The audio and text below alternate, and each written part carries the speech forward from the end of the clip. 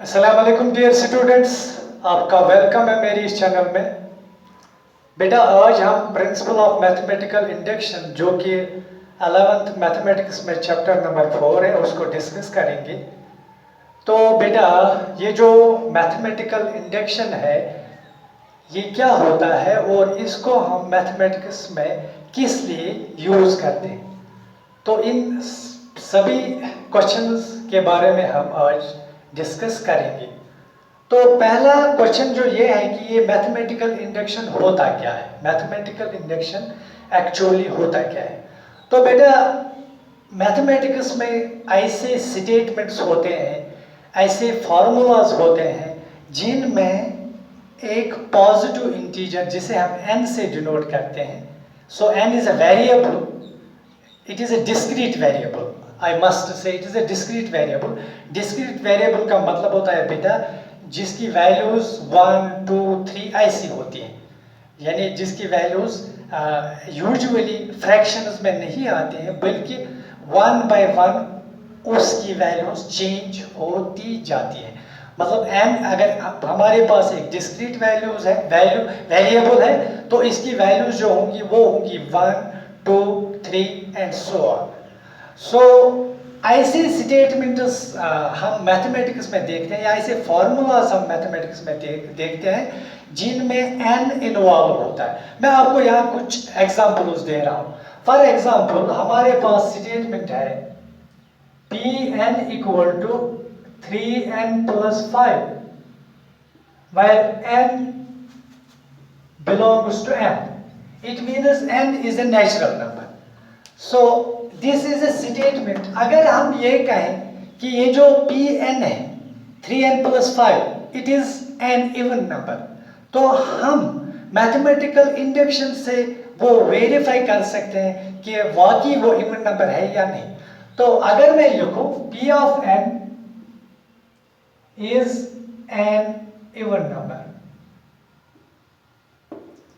सो ये जो है ये सारा स्टेटमेंट है, हम मैथमेटिकल इंडक्शन से वेरीफाई कर सकते हैं कि वाकई ये स्टेटमेंट ट्रू है या फॉल्स है। मैथमेटिकल, आपको एक बात बता दूं मैं, मैथमेटिकल इंडक्शन किसी रिजल्ट को प्रूव नहीं करता है। जैसा कि अक्सर मिसकंसेप्शन होता है कि मैथमेटिकल इंडक्शन किसी रिजल्ट को प्रूव करता है। बेटा ये किसी रिजल्ट को प्रूव नहीं करता है, बल्कि ये सिर्फ प्रूव्ड जो रिजल्ट्स होते हैं, जो मैथमेटिकल स्टेटमेंट्स और फॉर्मूलाज होते हैं उनको वेरीफाई करता है, उनकी वैलिडिटी को वेरीफाई करता है, वो रिजल्ट्स ट्रू हैं या फॉल्स हैं। मैथमेटिकल इंडक्शन सिर्फ और सिर्फ वेरीफाई करता है। तो यहाँ हमने लिखा ये जो 3n plus 5 है it is an even number. तो अगर हम n को 1 वैल्यू दें, अगर हम n को 1 से रिप्लेस करें तो हम देखते हैं P of 1 is equal to 3 into 1 plus 5, that is equal to 8, even number. So when n is 1, P of n is true. n के लिए ये जो स्टेटमेंट है P of n it is true. Okay, let us check it out for n equal to 2. P of 2 अगर हम लें तो हम देखते हैं 3 into 2 plus 5, that is 3 into 2 is 6 plus 5, that is 11, which is odd. So हमने देखा यहाँ, अभी हमने मैथमेटिकल इंडक्शन अप्लाई नहीं किया है, हमने देखा कि ये जो स्टेटमेंट है it is a false statement because n की डिफरेंट वैल्यूज हमने यहाँ पर चेक की। 1 पे रिजल्ट जो आता है वो इवन नंबर आता है और 2 पे जो रिजल्ट आता है वो ऑड नंबर आता है। That means P of 1 is true but P of 2 is false. सो बेटा मेरे कहने का मतलब यह है कि ये जो स्टेटमेंट है it is a sort of statement, mathematical statement. So ऐसे स्टेटमेंट्स की वैलिडिटी को, ये स्टेटमेंट सही है या गलत है, इनको हम मैथमेटिकल इंडक्शन से वेरीफाई कर सकते हैं। तो अब हम मैथमेटिकल इंडक्शन की डेफिनेशन पे आते हैं।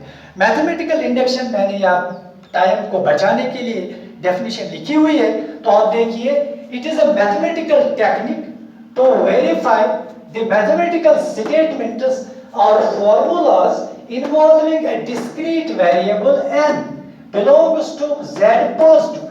z positive यहाँ पर बेटा है set of positive integers, or you can say set of natural numbers. So n is a discrete value because इसकी जो values है वो discrete है 1 2 3 4. तो मैथमेटिकल इंडक्शन की डेफिनेशन तो हमने लिखी. अब दूसरा क्वेश्चन ये है कि मैथमेटिकल इंडक्शन जो है इस प्रोसेस में हम इस प्रोसेस को क्वेश्चंस में अप्लाई कैसे करते हैं. तो बेटा मैथमेटिकल इंडक्शन जो है इसके 3 स्टेप्स होते हैं. 3 स्टेप्स यानी it is a 3 step process. ये 3 स्टेप्स का प्रोसेस होता है. तो उन स्टेप्स को मैं यहाँ पर डिस्कस करूँ.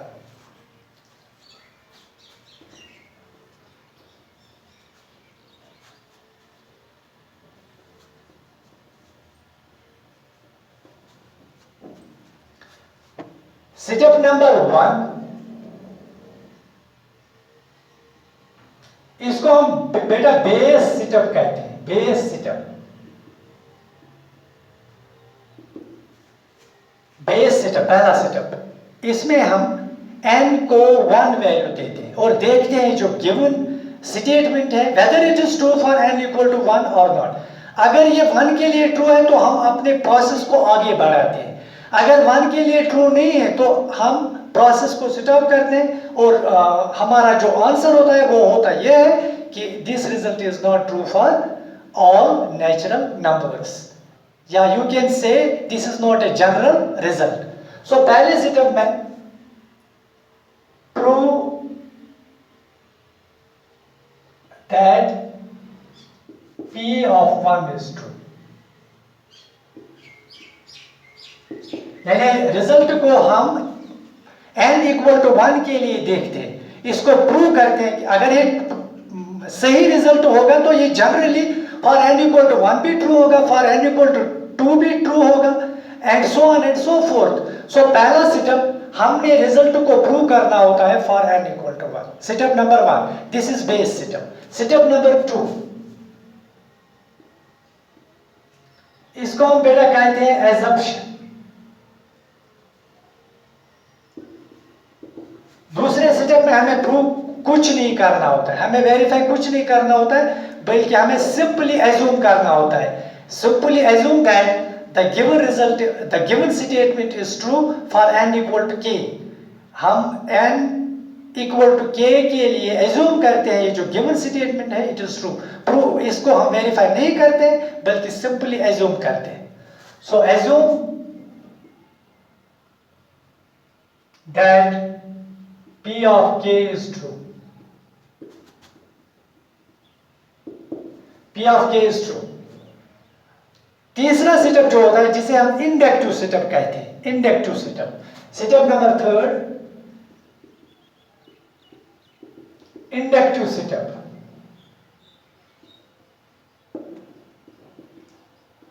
या आप ये भी कह सकते हैं कि मेन सेटअप जो इस प्रोसेस का होता है सबसे इंपॉर्टेंट सेटअप, उसे हम इंडक्टिव सेटअप कहते हैं. इस सेटअप में हम prove that p of k plus 1 is true. इस सेटअप में हम n equal to k plus 1 के लिए वेरीफाई करते हैं कि ये given statement it is true. So हमारा जो इंडक्शन है it is a 3 step process. Step number 1, prove the result for n equal to 1. n equal to 1 value देनी होती है और देखना होता है ये जो गिवन स्टेटमेंट है it is true. Step number 2, assumption. Assume that the result is true for n equal to k. n को k वैल्यू देनी होती है और एज्यूम करना होता है given statement is true. Step number 3, inductive setup. इसमें हम देखते हैं the given statement is true for n equal to k plus 1.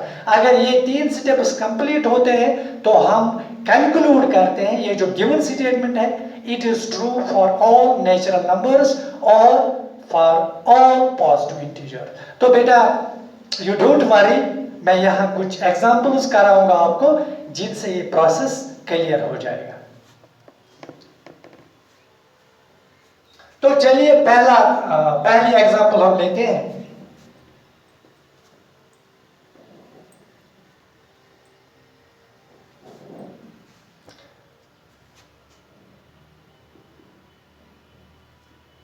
P of n is equal to 2n is an even number for all n belonging to capital N. So this is a statement and we know that this is a true statement.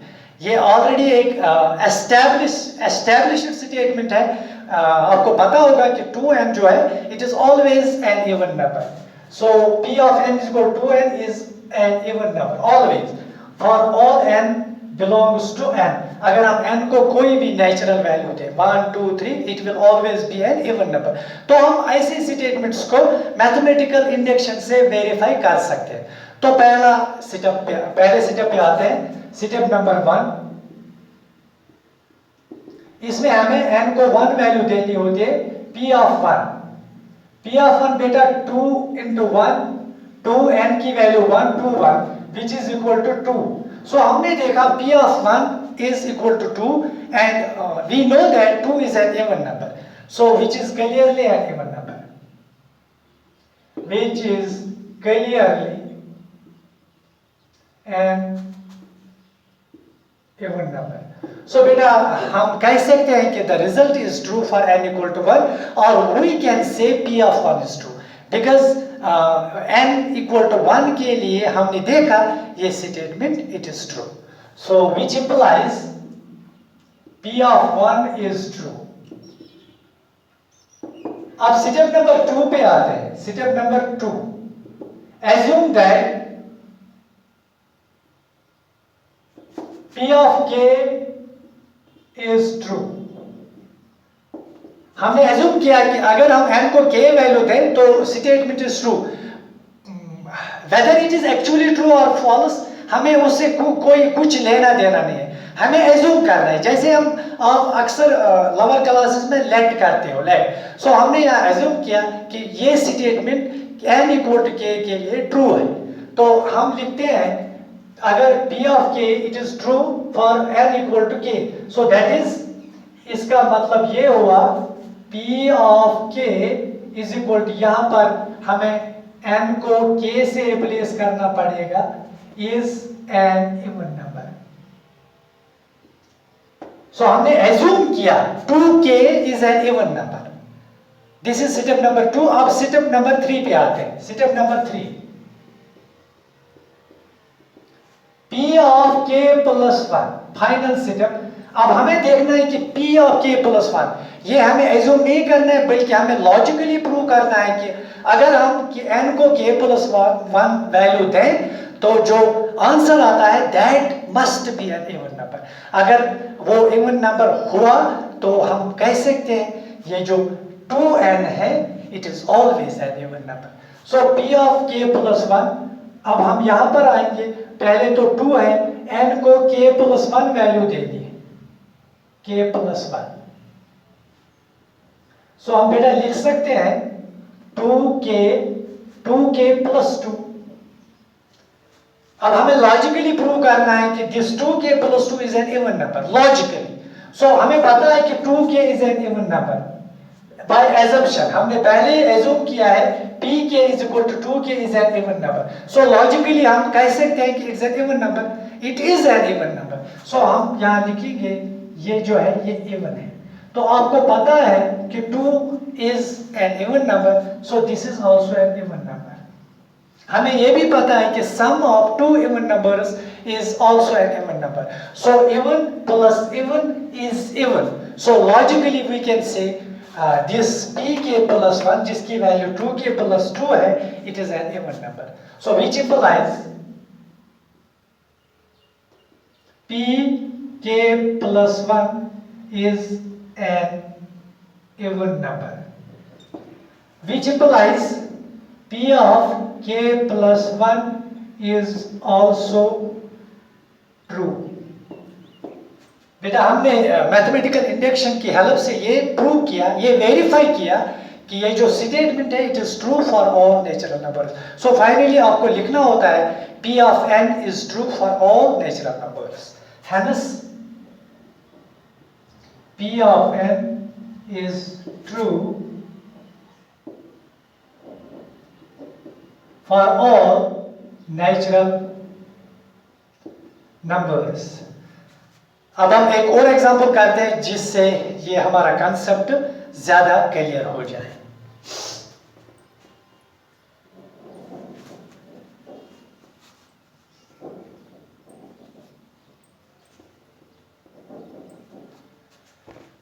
Example number 2,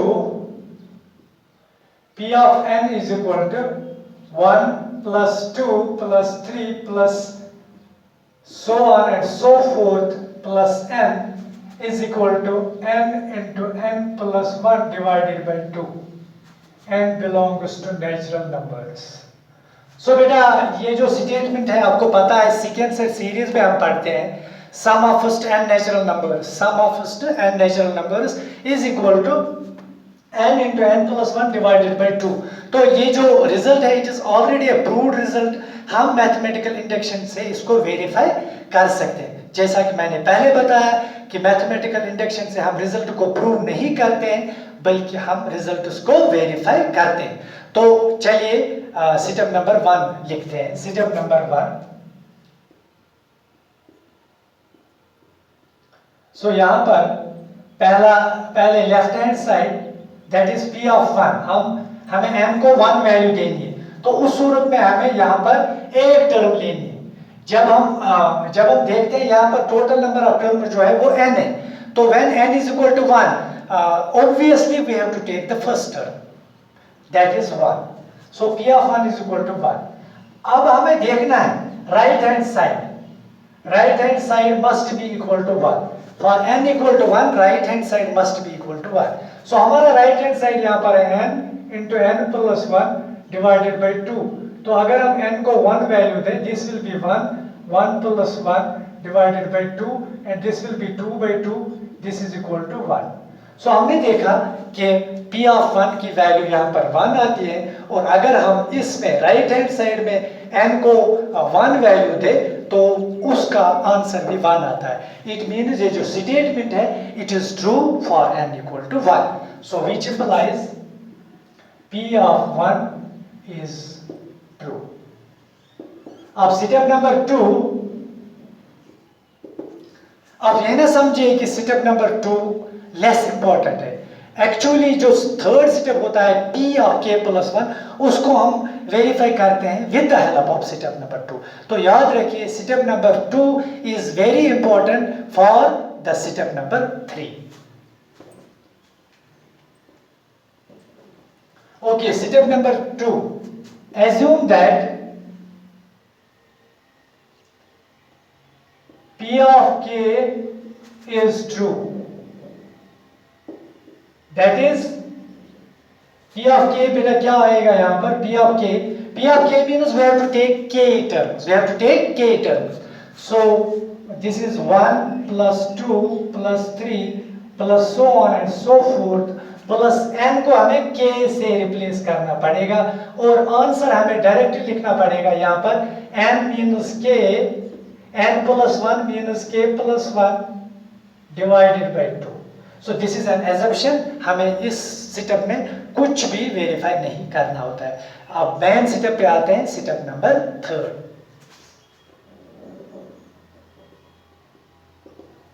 p of k plus 1 हमें देखना है।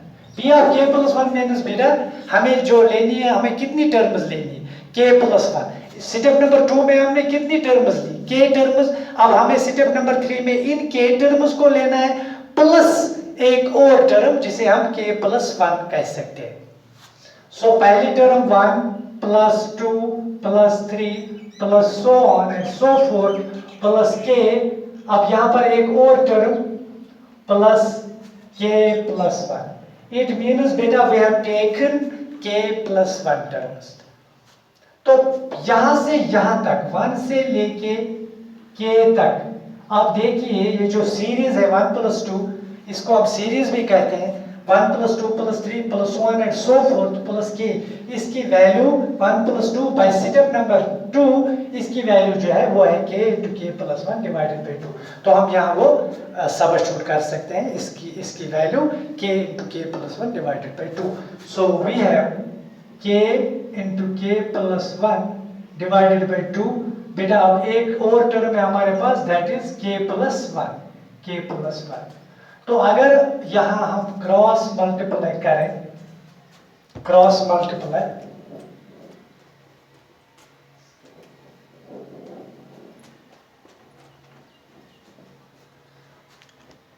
Left hand side हमारा है p of k plus one. So आप यहां cross multiply कीजिए, so this is k into k plus one plus यहां आएगा 2k plus two divided by k। So this is further equal to k square, k से multiply करना है, k square plus k plus 2k plus 2 divided by 2। बेटा this is further equal to k square, 2k plus k is 3k plus 2 divided by 2। अब आप यहां देखिए, मैं इसको k square plus 3k plus 2 इसको हम फैक्टराइज करेंगे, यानी कि इसके जो फैक्टर्स हैं उनको देखेंगे। So we have k square plus 3k plus 2, हम बेटा लिख सकते हैं इसको k स्क्वायर प्लस 3k को हम स्प्लिट करें, that is k plus 2k plus 2। This is further equal to, इन दो में हम कॉमन देख रहे हैं, दैट इज k, और इन दो में कॉमन है 2। सो